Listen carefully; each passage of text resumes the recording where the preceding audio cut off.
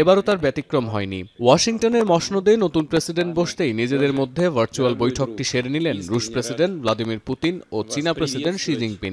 যদিও এবারের বৈঠকের তাৎপর্য ছিল আলাদা, কারণ ট্রাম্প 2.0 প্রশাসনের পথ চলা বৈশ্বিক রাজনীতির ভোল পাল্টে দিতে পারে এমন আশঙ্কা বাদ দিতে পারছে না বিশ্বের কোনো পরাশক্তি।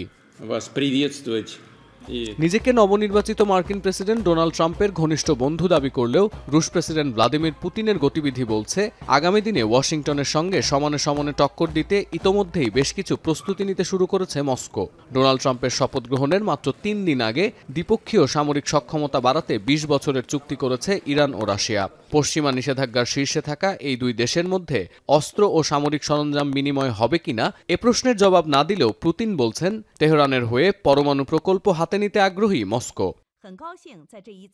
তেহরান মস্কো জোট পশ্চিমা বিশ্বের জন্য যে সুখকর কোনো খবর না তা ফলাও করে প্রচার করছে আন্তর্জাতিক গণমাধ্যমও। আর ইউক্রেনের বিরুদ্ধে প্রতিরোধ গড়ে তুলতে উত্তর কোরিয়া যেভাবে রাশিয়ার পাশে দাঁড়িয়েছে, তাতে করে তাইওয়ান প্রণালী ও দক্ষিণ পূর্ব এশিয়ার ক্ষমতার ভারসাম্য রক্ষায় পিয়ংইয়ংকে নিয়েও ভাবতে হচ্ছে জাপান, দক্ষিণ কোরিয়া ও যুক্তরাষ্ট্রকে। কারণ ওয়াশিংটনের আধিপত্য ধরে রাখার পথে বড় বাধা হতে পারে উত্তর কোরিয়া, ইরান ও রাশিয়া জোট। এই যখন অবস্থা, তখন আগামী সপ্তাহ থেকে চীনা পণ্যে আমদানি শুল্ক 10% বাড়ানোর ঘোষণা দিয়েছেন ট্রাম্প। আর নতুন বছরের প্রথম দিন ইউক্রেনের কারণে ইউরোপের গ্যাসের বাজার হাতছাড়া হয়েছে মস্কোর। আল জাজিরার বিশ্লেষণ বলছে, এমন পরিস্থিতিতে ভ্লাদিমির পুতিন ও চীনা প্রেসিডেন্ট শি জিনপিং এর বৈঠক শুধুই সৌজন্য সাক্ষাৎকার ছিল না। রুশ প্রেসিডেন্টও মনে করেন আন্তর্জাতিক অঙ্গনের এই অস্থিরতা মস্কো বেইজিং সম্পর্ককে আরও শক্তিশালী করবে।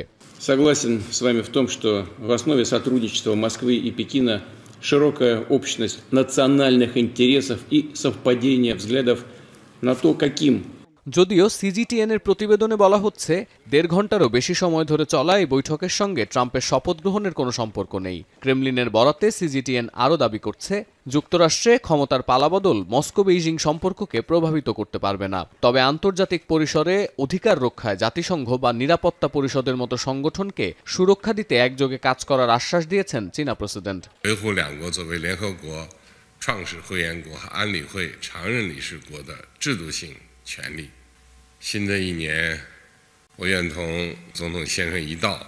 চীন রাশিয়ার এই বন্ধুত্ব নয়া মার্কিন প্রেসিডেন্ট কিভাবে গ্রহণ করবেন, কিংবা বেইজিং মস্কোর সাথে ওয়াশিংটনের কূটনৈতিক সম্পর্কের নতুন টানাপোড়েন কোন দিকে মোড় নেয়, এখন থেকে সেদিকেই নজর থাকবে আন্তর্জাতিক গণমাধ্যমের। সতীর্থ কর্মকার, এখন বিশ্ব।